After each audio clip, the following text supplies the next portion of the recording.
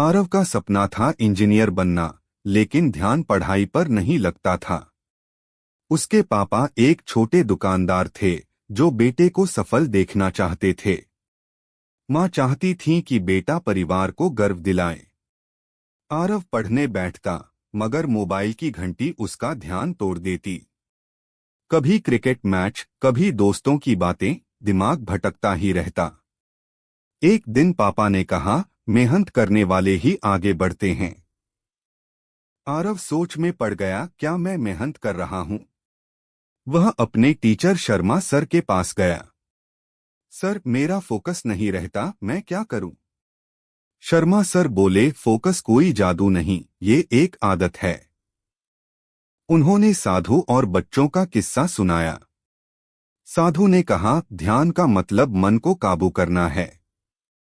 आरव को हल्की सी रोशनी महसूस हुई। उसने ठान लिया कि वह फोकस सीखेगा। पढ़ाई के समय उसने मोबाइल दराज में बंद कर दिया। उसने छोटे छोटे लक्ष्य बनाए।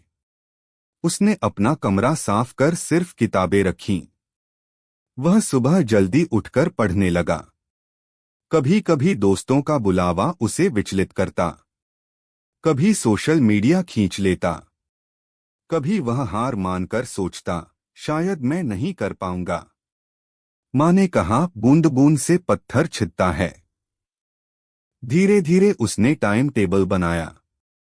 वह बीच बीच में टहलने लगा। हर दिन के अंत में वह खुद का हिसाब लिखता। अब पढ़ाई बोझ नहीं, आत्मविश्वास बन गई। धीरे धीरे वह 3 से 4 घंटे लगातार पढ़ने लगा। परीक्षा का समय आ गया। इस बार उसने शानदार प्रदर्शन किया।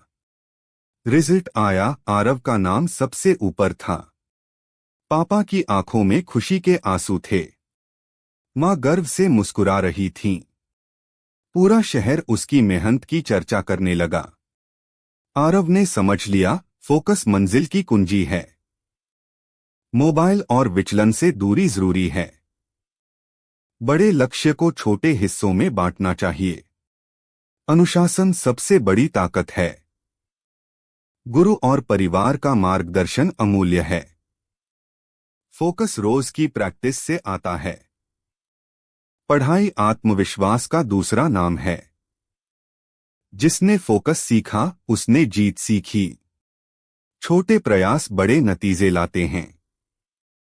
आरव अब दूसरों के लिए प्रेरणा बन चुका था। उसकी कहानी पूरे गांव में फैल गई। लोग कहते, मेहनत और फोकस से चमत्कार होता है। अब आरव बड़े सपनों को हकीकत बनाने चला था। उसकी आंखों में चमक थी, अब कोई रुकावट नहीं।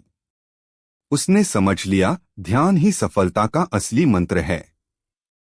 आरव की जीत हर मेहनती छात्र की जीत थी। कहानी हमें सिखाती है, फोकस की ताकत से सब संभव है।